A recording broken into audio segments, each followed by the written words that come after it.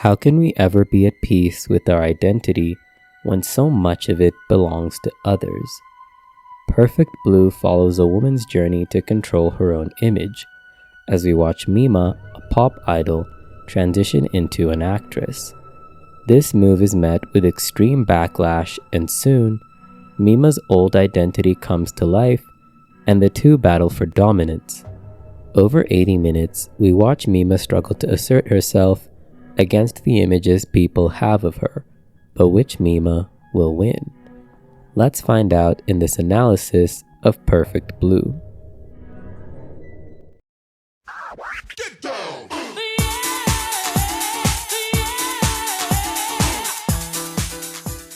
The movie begins with a live-action performance of a series called Powertron.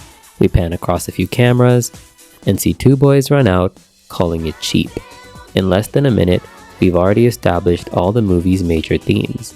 This is a story about the gap between reality and the image. The live-action Powertrons can't compare to the ones on TV, leaving their fans disappointed. This sets the stage for Cham's introduction, the idol group that Mima's a part of. Before we meet her, we see the fans, because their image of her is its own character. Learning what they think of Mima is just as important as meeting Mima herself. In fact, we don't see Mima's face until after the title. We see her in pictures, we hear her name, and even get 2 shots from behind. So what exactly are we waiting for? Well, after the title, we get our first real look at Mima's face. But she's not even facing us. Instead, we're met with her reflection. Mima's image greets us first. Perfect Blue is quite an abstract film, but it's got its fair share of blunt moments. Mima's dancing on the train cuts straight back to the concert, and then back to her everyday life. This choice highlights the conflict between both versions of Mima, one that will grow throughout the film. The final thing of note from the first few minutes is this guy, the creepy guy staring at Mima. As she dances, he holds his hand up to frame her in it, but when someone throws a can, the image breaks. Mima the idol belongs to him, and he would do anything to maintain that illusion. Perfect Blue is full of reflections, from Mima's introduction to the final shot of the movie. By looking at each of them, we can map out Mima's relationship with her identity. At the start of the film, she looks at herself in the train window. Here, the image and reality are pretty close, quite literally. The next major reflection is when Mima's management debate her career. Here, Mima sits between her agent, who wants her to be an actress, and her manager, who wants her to stay an idol. Mima is framed between these two images. Which role will she take on? A cute detail is that Rumi, her manager, is wearing the colors of her idol partners, but we'll get to that later. Once Mima starts acting, she receives a hate fax and some strange calls on the phone. This harassment escalates when someone sends a letter bomb to the studio that she's filming at.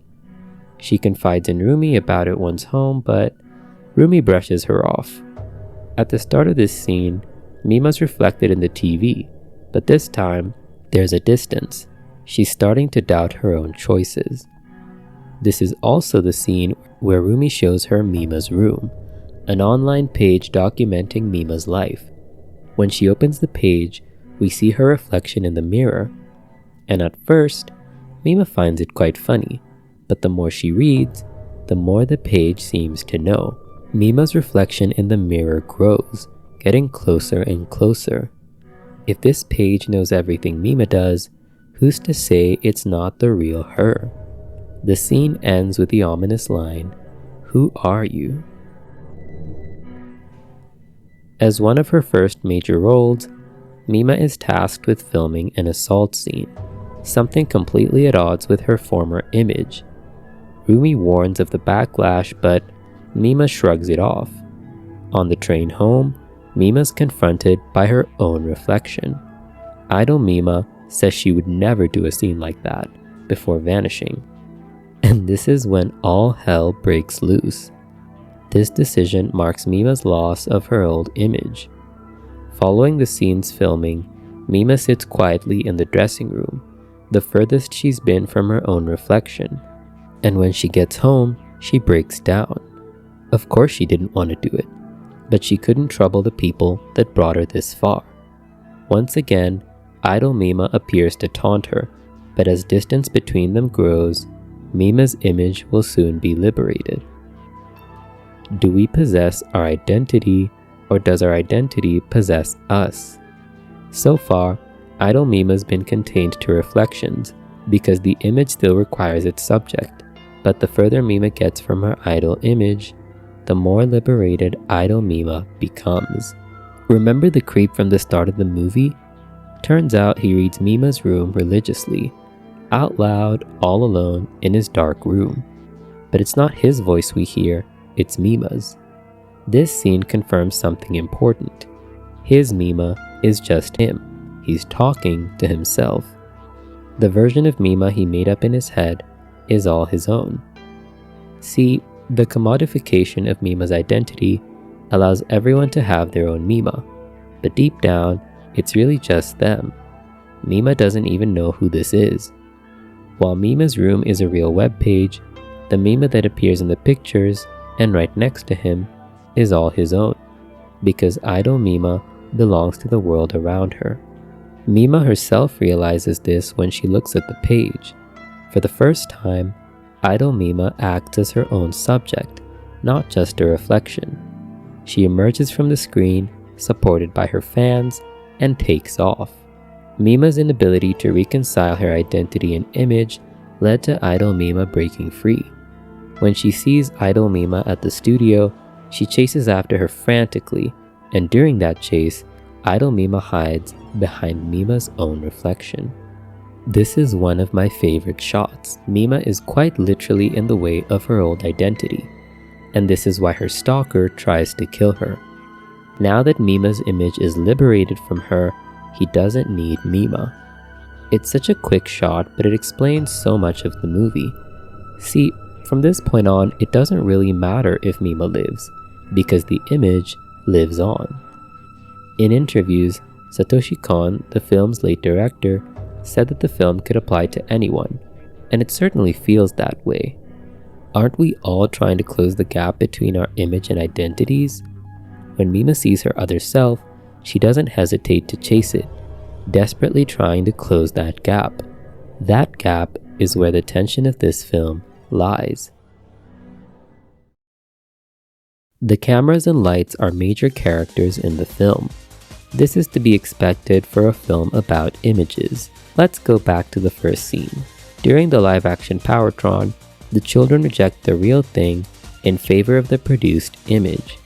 The idol unit Cham is introduced through their merchandise. The film portrays the production of the image as a violent extraction of identity, primarily the extraction of Mima's identity to create idol Mima, a separate entity whose image can be used for profit at Mima's expense. The movie's use of light also comments on Mima's condition. During her first acting role, Mima looks up at the light and then across the room before losing confidence. These light shots return when Mima is filming the assault scene. As the scene continues, Mima's eyes glaze over and she looks up at the light, intercut with shots of the attackers and the male fans at her concert. I don't think they'd put these together for no reason. The film is drawing a comparison between the male gaze Mima experiences as an idol and as an actress. Both roles require her to play out artificial male fantasies, which I feel is supported by the lack of light in the other assault scene toward the end of the film. While idol Mima embraces the light, this Mima sees through it. This is why she thinks of all her male fans. The light may cast a different image, but there is violence in the construction of both performances, the innocent sweet idol and the bold sexy actress. Neither can escape the male gaze. Most male victims in this movie have their eyes attacked, from her agent who suggested she become an actress, to the writer of the assault scene, to the photographer who took naked pictures of Mima. Even then, the images are cast in this eerie bright light. It's part of what makes Mimania such a good villain. He was happy to have her image to himself, but the moment Mima gave that image to everyone else, he chose to punish her. The extraction of artificial images independent of their subject is an act of violence in itself. Regardless of what that image is, we should ponder the control and agency of the people within it. So let's explore how Mima finally gains control of her image. This is a film about trios. There's 3 Powertron, 3 members of Cham, and 3 primary colors, red, blue, and green. Perfect Blue is a layered film. In the spirit of that, I would like to propose that there are 3 idol Mimas throughout the film. The first idol Mima appears in Reflections. She is the one that is slowly liberated from Mima's reflection, starting as mere flashes before running around the real world. This represents Mima's expectations of herself as a former idol. She opposes the assault scene, blames herself for the murders, and most importantly, mostly appears in front of Mima. The second idol Mima is Mimania's. This is the Mima who appears on stage with Cham while he's holding the camera. This version of Mima is his expectations, and by extension, the fans. That's why she mostly appears to them. The third version of Mima is the one in Mima's room. She might seem like the same as Mimania's, but I think she belongs to someone else. Toward the end of the film, we discover that Rumi, Mima's manager, is behind Mima's room. This is the third idol Mima, and she only appears to Rumi. This is a great reveal. Throughout the movie, Rumi is associated with idol Mima. When discussing Mima's career shift, Mima's in red, while Rumi wears the colors of the other Cham members. When idol Mima drives past Mima, Rumi appears walking in the same direction. The two also make a perfect trinity, an idol's past, an idol's present, and an idol's potential future. I love the relationship between Rumi and Mima. It complements every single theme in the film. While the fans act entitled over Mima's image, Rumi actually invested in it as a manager. Doesn't idol Mima belong to her too? You could also read the movie as a mother-daughter struggle, with Mima breaking into womanhood against Rumi's wishes. Rumi has walked the path Mima is on, and she has reason to be cautious. Her body type feels intentional too. Perhaps it was part of her failure as an idol. Perhaps her image was less lucrative. Maybe Rumi was living through Mima all this time. It's a really great relationship.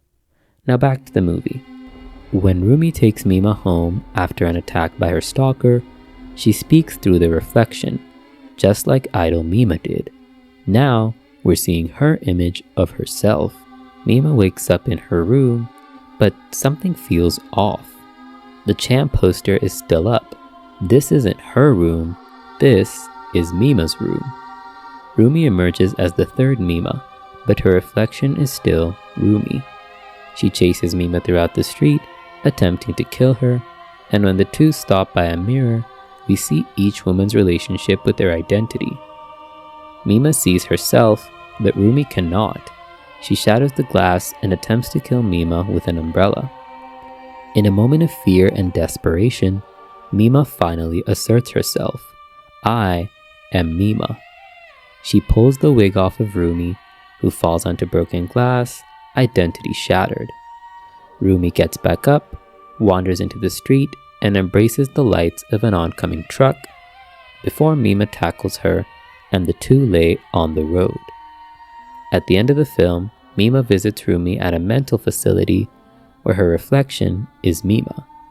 In the final shot, Mima gets into a car, looks into the rearview mirror and says, I am real. So what was all that? Let's unpack the film one last time. Mima is struggling to assert herself as an active subject in her own life. However, she's weighed down by the images others have built of her, including her own. Throughout the movie, Mima must take charge of her identity and assert herself against these images. The final shot in the rearview mirror represents this triumph. Mima actively frames her own image, and the harsh light is now behind her. Based on the nurse's comments, she's a recognized actress and seems to have made peace with her own image. I also love that she's driving a red car, likely the same car that Rumi had. Like it or not, Rumi was the vehicle to her current path, and she wouldn't be here without her. That's why she credits Rumi during the visit. The film starts with Mima struggling to see herself. After all, she is a woman who is meant to be looked at. At the start of the film, she sees idol Mima because that is what the world sees.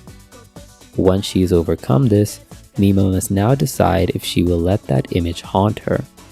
Mima would not have made it this far without Rumi or her fans, but ultimately, she has to take full ownership of her own image.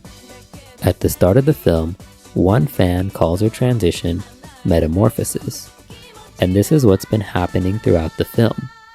By peeling back the layers of her own identity, Mima emerges a new woman, but she can't discard what came before her. The past is a vehicle to the future, which is why she keeps Rumi's car. Overall, I'd say it's a pretty heartwarming ending, at least in my reading. Perfect Blue can be read in lots of ways, and I'm eager to hear everyone's interpretation.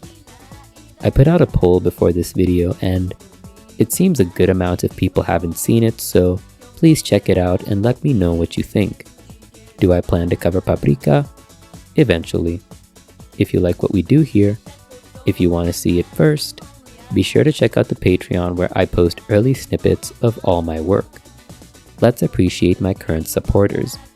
Reseda Bay, Unicorn Potato, Dimitri Fennick, Ina, Nomura, Mariel Ishimwe, Babu Braz, Lumin An, Evelina Poncet, Kit Kate, Ella Eternal, Ayusha Rai, Celine Envoy, Suzaku, Reski Amalia, It's Blue, Nya EXE, Muhammad Askanor Hakim, Gerard Kachaturian, La Perla Del Gacha, Rugia, Imar the Fiore Lover, and Gabby.